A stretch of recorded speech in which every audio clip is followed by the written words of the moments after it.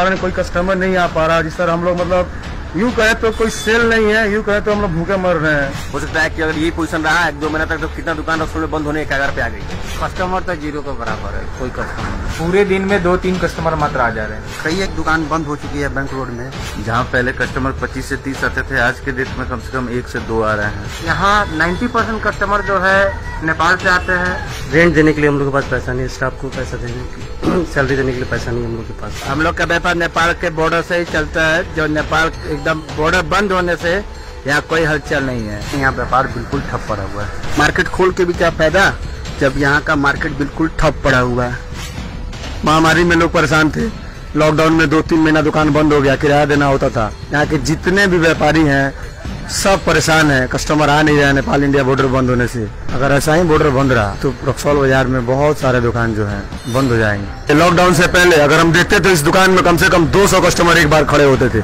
जगह में यहाँ दुकान में खड़े होने के लिए जगह नहीं होता था, और आज वही दुकान में आज खड़े हैं जहाँ एक भी नहीं है, सिर्फ स्टाफ लोग दिख रहा है और यहाँ पे ऑर्गेनाइज मालिक दिख रहे हैं और कोई नहीं है इस दुकान में।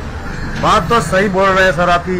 अभी लॉकडाउन के कारण से काफी बंदी का देखने को मिल रहा है। ऊपर से नेपाल का बॉर्डर बंद है, क्योंकि रक्सौल का जो मार्केटिंग चलता है वो नेपाल के कस्टमर से चलता है, और नेपाल बंद होने के कारण कोई कस्टमर नहीं आ पा रहा। जिस तरह हम लोग मतलब यूँ कहे तो कोई सेल नहीं है, यूँ कहे तो हम लोग भूखे मर रहे हैं। हम लोग यहाँ सदरी कंपनी जो सदरी स्टाफ को यहाँ पर देना पड़ता है, कहाँ से करना पड़ता है, काफी स्थिति खराब दयनीय स्थिति चल रहा है अभी। नेपाल और इंडिया बॉर्डर बंद होने से मार्केट में सन्नाटा छाया हुआ, क्या असर पड़ा है दुकान पर? यहाँ बिल्कुल व्यापार नहीं है। यहाँ जो व्यापार है रक्सौल बॉर्डर पर जो व्यापार है नेपाल को लेकर व्यापार है, और नेपाल बॉर्डर बंद होने से यहाँ लोग नेपाल से आ नहीं रहे हैं। इसके कारण यहाँ व्यापार बिल्कुल ठप पड़ा हुआ है। कई एक दुकान बंद हो चुकी है बैंक रोड में, और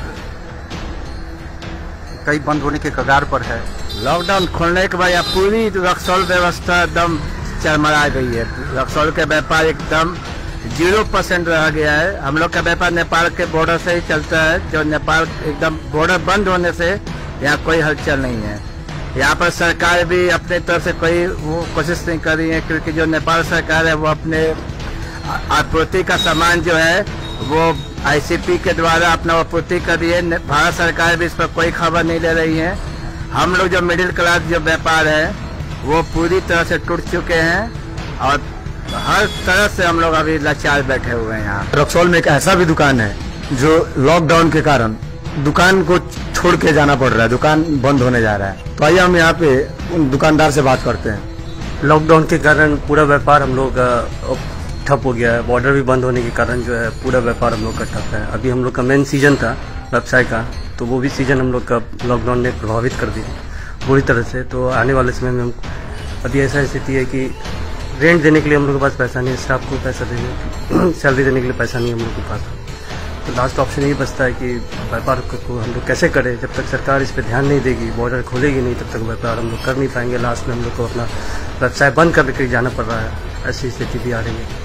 नेपाल और इंडिया बॉर्डर बंद होने से हम लोगों को खासा परेशानी का सामना करना पड़ रहा है, क्योंकि ये जो मार्केट है रक्सौल का, वो यहाँ 90% कस्टमर जो है नेपाल से आते हैं, और जो कि लगातार 4 महीने से लॉकडाउन होने के बाद लॉकडाउन 1 आया इंडिया में, उसके बावजूद भी नेपाल का जो बॉर्डर है वो पूरी तरह से नहीं खुला हुआ। मतलब लोगों का आवागमन बिल्कुल ठप है, और इससे हम लोगों को काफ़ी परेशानी हो रहा है। हम लोग अपना मतलब रोजी रोटी चलाने के लिए भी अभी मुश्किल में पड़ गए हैं। कैसे छात्र स्टाफ है लोग, उन लोग को भी पेमेंट हम लोग टाइम से नहीं दे पा रहे हैं। नेपाल बंद हो जाने के कारण यहाँ के बिजनेस व्यापार 50% से नीचे चला आया है, जिसके चलते बहुत सारे आर्थिक कठिनाई का सामना करना पड़ रहा है। पूरे दिन में 2-3 कस्टमर मात्र आ जा रहे हैं। अभी तो देखा जाए लॉकडाउन के बाद नेपाल और इंडिया के बॉर्डर को लेके कस्टमर काफी कम आ रहे हैं। जहाँ पहले कस्टमर 25 से 30 आते थे, आज के डेट में कम से कम 1 से 2 आ रहे हैं। मार्केट खोल के भी क्या फायदा जब यहाँ का मार्केट बिल्कुल ठप पड़ा हुआ है। फायदा सिर्फ बड़े बड़े लोगों को हो रहा है, जो पैसों के बल पे अपना गाड़ी ICP के द्वारा डायरेक्ट नेपाल पहुंचा दे रहे हैं। यहाँ पे छोटे व्यापारी भूखमरी से मर रहे हैं। दुकान में एक कस्टमर नहीं है, किसी भी प्रकार का हलचल नहीं है। बहुत ऐसे दुकान में पहुनी पे आफत है।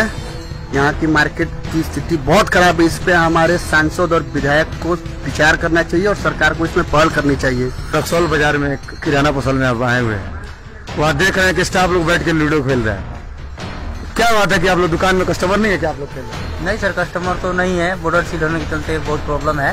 सबसे बड़ी बात है कि आ रहे हैं सुबह में हम लोग थोड़ा झाड़ बार करके गर्दा माटी पूरा झाड़ते हैं और बैठकर वहीं दिन भर लूडो खेलते हैं। यार दुकान में सन्नाटा है, क्या कीजिएगा, रक्सौल नेपाल बॉर्डर बंद होने के कारण हम लोग को व्यापार को बहुत ये क्षति पहुंचा है।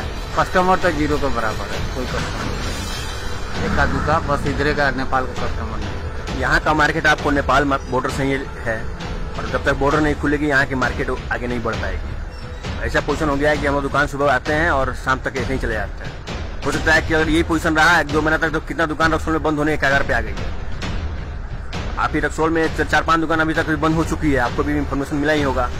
हो सकता है कि अभी आगे कितना भी बंद हो जाए, इसलिए इसमें सरकार को कुछ ना कुछ व्यापारी के प्रति हम लोग को कुछ संवेदना करना चाहिए कि जल्द से जल्द बॉर्डर खोला जाए।